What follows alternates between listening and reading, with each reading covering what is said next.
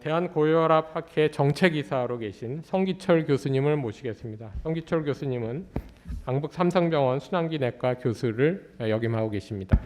큰 박수로 맞이해 주십시오. 아까 처음에 홍 교수님께서 관리의 수준이 정체되어 있다. 조금 더 좋은 방향으로 접근해야 된다. 통합적으로 접근해야 된다.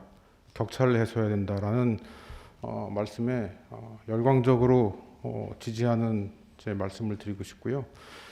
결론적으로 말씀드리면 프라이머리 프리벤션이든 프리모디얼 프리벤션이든 하면 좋은데 이게 정책으로 만들어지고 제도화되려면 이렇게 하니까 얼마나 좋고 이렇게 하니까 얼마나 비용이 절감된다라는 걸 보여주지 못하면 한정된 자원이 잘 배분될 수 있을까라는 의구심이 계속 있다라는 말씀을 비교적 결론적으로 말씀드리고 제 말씀을 드리겠는데요. 이게 거꾸로 가는군요.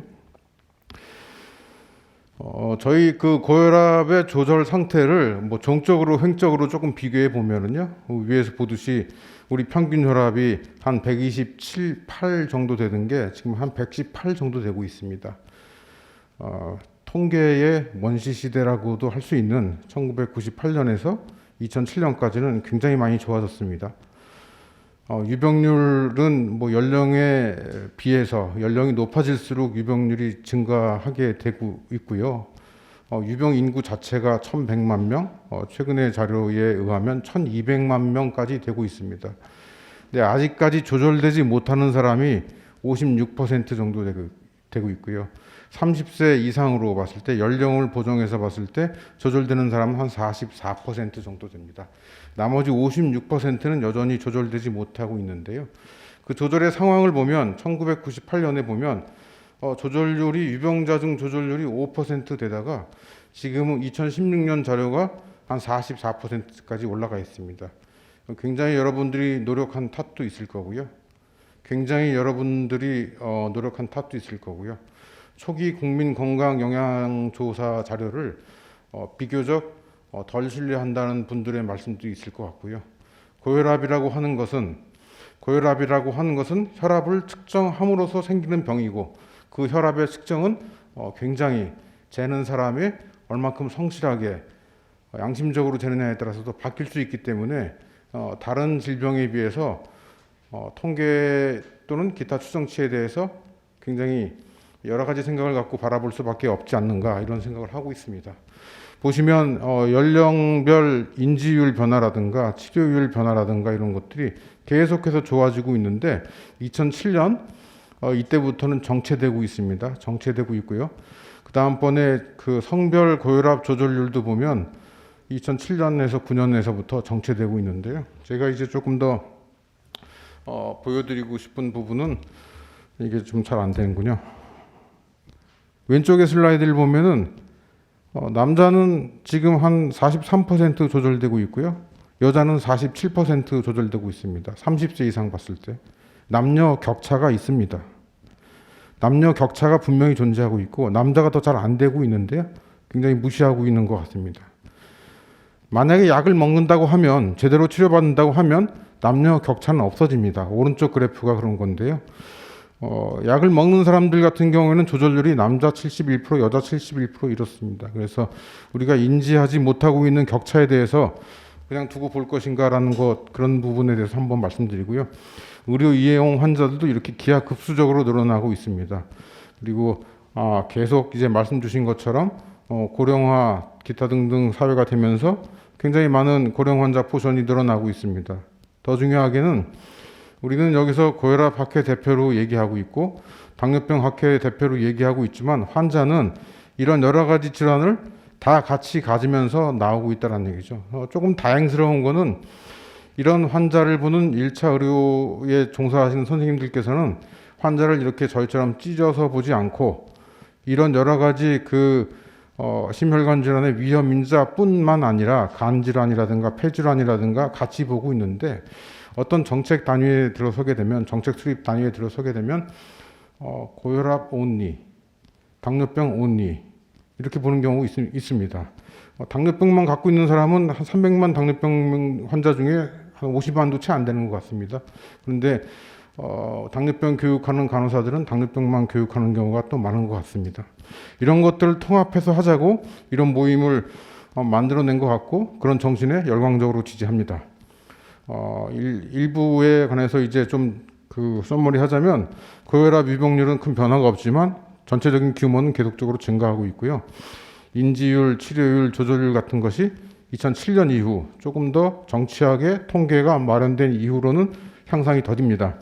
30, 40대 젊은 고혈압 환자가 꽤 늘어나고 있는데 절반 이상이 치료하지 않고 있고 전체 고혈압 환자 중에서 상당히 많은 환자가 고령자이고 대부분의 환자가 2가지 이상의 다른 이상지질 혈증이라든가 당뇨병을 동반하고 있습니다. 그리고 남성은 세계적으로 여성에 비해서 인지율, 치료율, 조절률이 낮고 한국도 예외는 아닙니다. 우리 데이터를 그러면 다른 나라, 그 란셋의 이 페이퍼의 제목이 12개 잘 사는 나라의 데이터를 모아봤다라는 그런 데이터인데요. 이렇게 비교해보면 이게 한국인데요. 왼쪽 게 여자고요. 우리 여성분들은 이건 이제 40세 이상으로 그 통계를 이 사람들이 정해서 아까 얘기한 거랑 조금 다릅니다. 우리나라 여자들은 53% 정도 조절되고 있는데요. 우리나라보다 확실히 더 잘 조절된다고 할 수 있는 나라가 거의 없습니다. 독일 같은 경우 한 58% 정도 되고요. 우리나라 남자들 같은 경우 46% 정도 조절되는데요. 우리보다 잘 된다고 하는 나라는 캐나다 정도 있고 녹색이 좋은 건데 우리는 항상 좋은 쪽에 있습니다. 다시 말해서 고혈압 조절은 상당 부분 종적으로 보나 횡적으로 보나 성공적으로 그 임무를 완수해 나가고 있다고 보고 있는데요. 이 테이블에서 볼 때도 보면 어느 나라를 막론하고 여자에 비해서 남자가 덜 조절됩니다. 그런데 예외적으로 캐나다만, 두 번째 줄에 나오는 캐나다만 남자의 조절률이 여자에 비해서 압도적으로 높습니다. 벤치마킹할 나라 또는 제도 등등이라고 생각합니다. 맨 위에 검정색 선이 캐나다이고요. 초록색 선이 이제 한국인데요. 한국은 여자, 남자, 왼쪽에 여자, 오른쪽에 남자 할 거 없이 조절률 등에서 캐나다 다음으로 다른 세계 어떤 나라에 비해서 좋은 쪽으로 보이는데 이게 이제 연령이 좀 낮은 경우에는 덜 그런 것처럼 보입니다. 정리해서 얘기하면 한국의 고혈압 유병률은 비교 가능한 다른 선진국에 비해서 높진 않습니다. 아까 말씀드렸는데 조금 맨 왼쪽에 표가 나왔었는데 저희 한 30여 프로 되고요.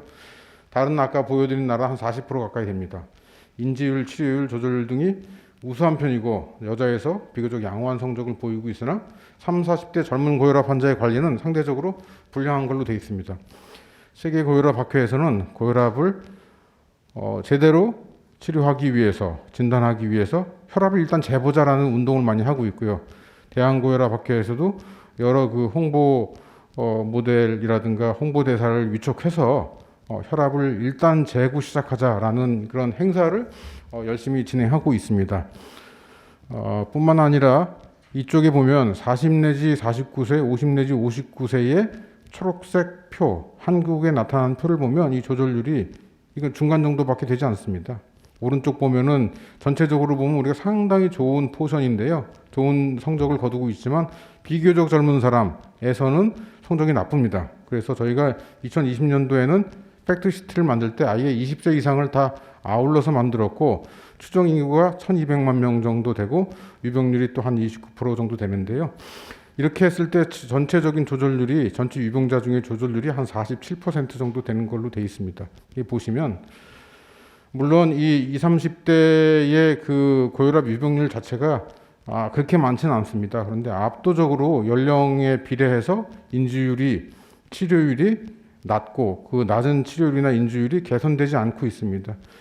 성별 연령별 고혈압 조절률을 보면 전체 환자 중에서 보면 뭐 20, 30대 같은 경우는 제대로 안 된다. 뭐 이게 되고 있는 건가 이런 말씀을 드리고 싶은데요.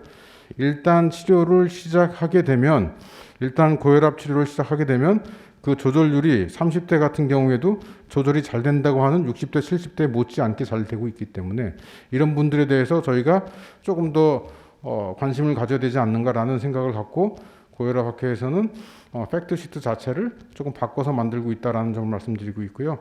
20, 30대의 고혈압 유병자는 한 120만 명 정도 되고 이 중에 이 중에서 지속적으로 치료하는 환자는 뭐 10분의 1 정도 채 될까 말까 하는 분이기 때문에 이런 분들에 대해서 저희가 쓸 수 있는 역량을 다 써야 될 것 같지 않나 이런 생각을 드립니다. 아까 고혈압의 인지율, 기타 여러 가지 그 치료율, 지속 치료율 많이 이렇게 보여줬는데 이 그래프 모두 그 큰 그래프는 전부 다 60대 이상, 50대 이상의 그래프하고 유사하게 되어 있고요. 20대, 30대의 그래프는 우리가 갖고 있는 전체 그래프에 비하면 비교적 평탄한 모양으로 제대로 되지 않는 모양으로 되고 있습니다. 20, 30대 고혈압의 인지율은 20%가 되지 않고 있고요. 치료율조차도 20%가 되지 않고 있고요. 조절률은 한 10% 정도에 머무르고 있기 때문에 여기에 대해서 이제 그 정책적인 어떤 그 도움이 좀 필요할 것 같고 학회에서 개인적인 클리니션으로서 그 이 고혈압 조절률을 증가시키기 위해서는 여러 복합약제 싸고 효과적인 고혈압 약제를 열심히 쓰는 것들이 중요한데 우리가 이렇게 고혈압이라든가 프리모디얼 프리벤션이든 프라이머리 프리벤션 하는 목표가 뭔가에 대해서 한번 다시 생각해보고 그 목표를 조금 더 확실하게 저희한테 각인시켜주면 조금 더 좋은 생각이 나오지 않을까 생각되는데요. 잘 아시다시피 뇌혈관 질환의 연령 표준화 사망률은 저희가 OECD 평균에 비해서 조금 높습니다. 조금 높은 편에 속하고요. 이건 허혈성 심질환에 의한 연령 표준화 사망률 같은 경우에는 뭐 비교적 압도적으로 낮은 편입니다. 그리고 이제 심근경색증으로 인한 사망률은 2008년에서 2020년까지 19% 안팎으로 거의 변화가 없고요.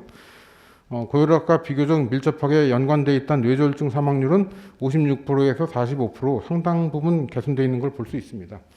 그럼에도 불구하고 우리가 이런 고혈압을 조절하기 위해서 2012년에는 한 2.5조 원 정도의 건강보험관리공단에서 얘기하는 그런 비용으로 따졌을 때 썼는데 2020년도에는 이건 뭐 비공식적인데 4조 원이 조금 넘는 걸로 되어 있습니다.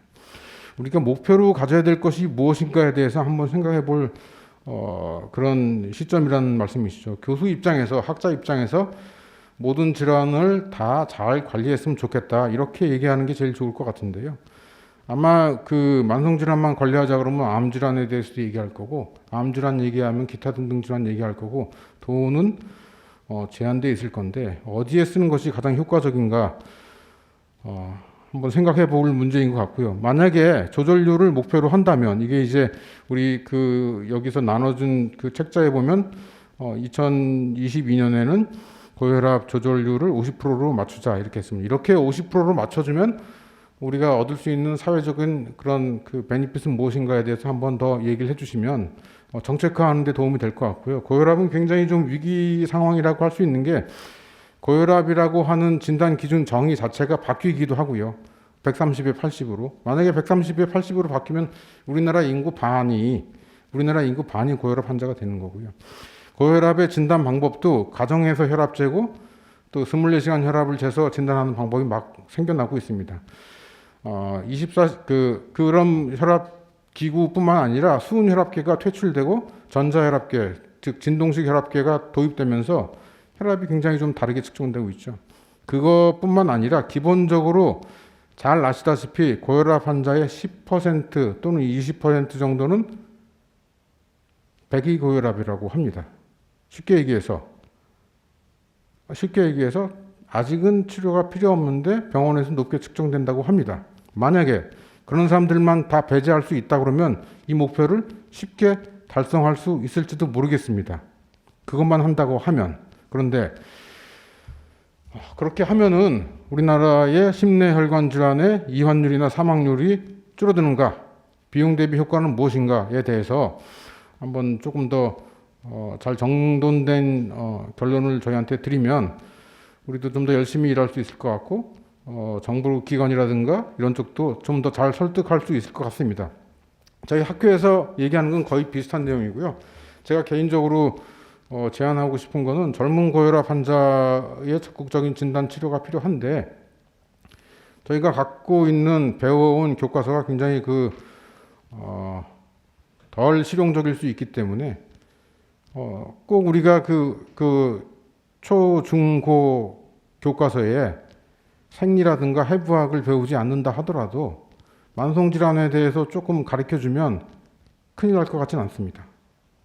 꼭 고혈압뿐만 아니라 사람이 살면서 거의 틀림없이 갖게 되는 질병에 대해서 미리 교육한다고 나쁠 것 같지는 않습니다. 만약에 그렇다면 그분들이 조금 더 혈압을 잰다거나 하는데 좀 더 얼럿해질 수도 있을 것 같고요. 뭐 다 제가 그냥 막 생각하는 건데, 노인 고혈압 관리도 사실은 비용이 많이 드는 이런 부분이기 때문에 노인들이 많이 모이는 곳에 혈압계를 비치해서 혈압을 재면 거기서부터 진단이 시작되고 치료할 수 있는 근거가 생기게 되는 거니까 이런 것도 한번 해볼 만하다고 생각되고요. 아까 말씀드린 대로 어쩌면 비효율적으로 소모되고 있는 고혈압 약제비를 좀 아끼려면 아예 조금 더 고위험군 가정에 혈압계를 그냥 싹 돌리는 게 더 쌀 수도 있지 않겠나라는 생각도 해봅니다. 그리고 관리 수준의 격차를 해소해야 된다라는 거에서 남성도